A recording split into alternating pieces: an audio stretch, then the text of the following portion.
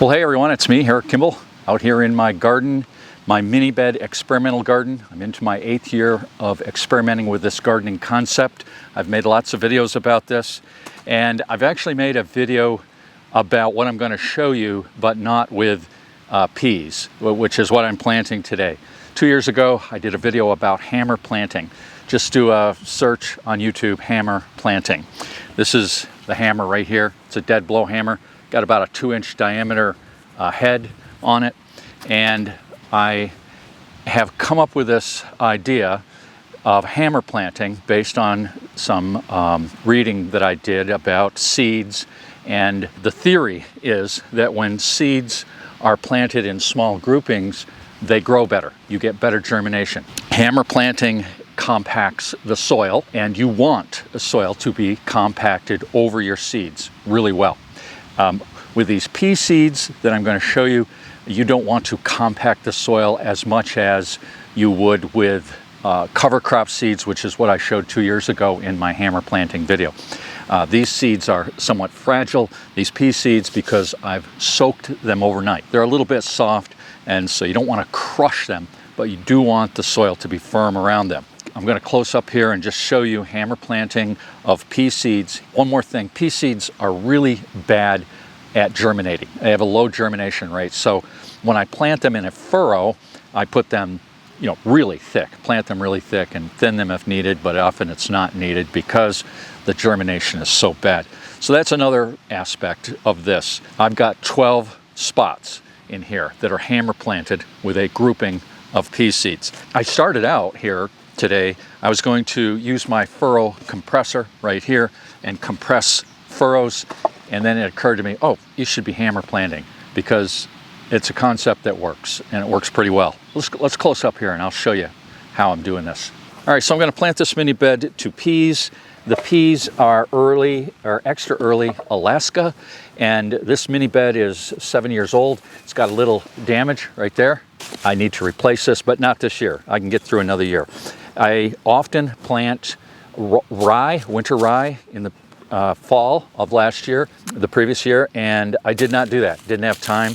So I put partially shredded leaves on my beds, and that has kept the soil very nice indeed. And the problem with rye, I think, may be I think it's called allopathic constituent in the rye hampers germination of some seeds. So I'm going to find out this year if I get better germination having not planted a rye cover crop. Anyway, I'm going to remove these leaves and just throw them in the mini bed over here, this leaf mulch, and I'm going to take my modified hoe dag. This is the best short-handled hoe that you can own, and I have a video about this, how I evaluated these short-handled hoes and then modified this hoe dag to be the best short-handled hoe for mini bed gardening. So what I'm going to do here is, well, look at that. There's an onion, I guess. So there were onions in this bed last year. That's a good sign. Things grow well after onions. And what I'm doing here is I'm just getting a little chopping action, loosening the soil. Not that it's really needed, because this soil is just beautiful. It gets a lot of attention in these mini beds, a lot of focused attention. So that's good enough. And what I'm going to do is use my hammer, the dead blow hammer, and I'm going to make 12 spots. I'm going to go 3 times 4. Okay, there's 1, 2, 3, 4. 1, 2, 3, 4. 1, 2, 3, 4. Okay, and if a little soil goes in there, these are about 2 inches deep, and I'm firming the soil down. It's not a bad thing to have your soil firmed under the seeds as well as over the seeds. All right, so I think I've got that pretty good. And here are my extra early Alaska pea seeds.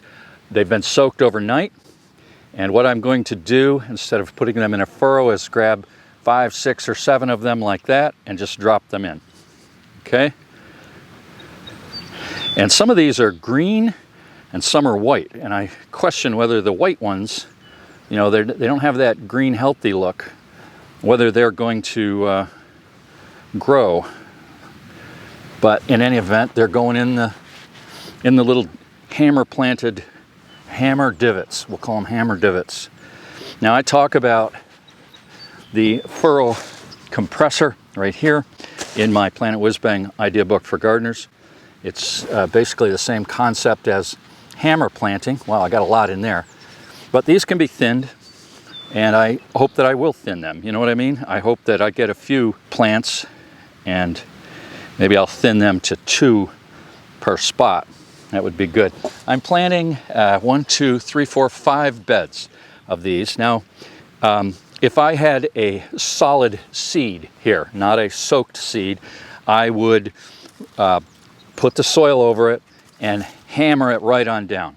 But that's not the case. So I'm not going to put a lot of pressure on it. I'm just going to get the soil over it, 1.5 inches, 2 inches of soil, and use the tool on the end of my arm right here to get it firmed.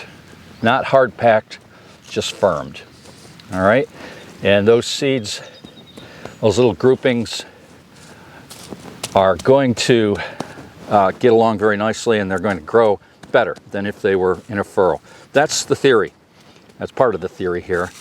And we'll see how it goes. Part of the experiment. I'll tell you, it's a whole lot easier, from my perspective, to plant these groupings than it is to plant a furrow. Now, if I had a conventional garden, I might actually do this and space these every, 6 inches apart or 4 inches apart, right on down the row. All right, so there we go. That's it, folks. I'm going to move on to my next bed, and that's the concept of hammer planting. You know what? I forgot something. I forgot to shake some of this granular garden soil inoculant into those holes before I put the seed in. So I'll just get a little on top, and hope that's just as good. I'm sure it's not just as good, but I won't forget that in the other beds. I do think the inoculant makes a difference, and that's it. Thanks a lot for watching. Hope you are inspired to perhaps give this a try. If you're not familiar with mini bed gardening, the concept, go to planetwhizbang.com and you'll find all kinds of links to information. That's it. Thanks, everyone. We'll see you in the next one.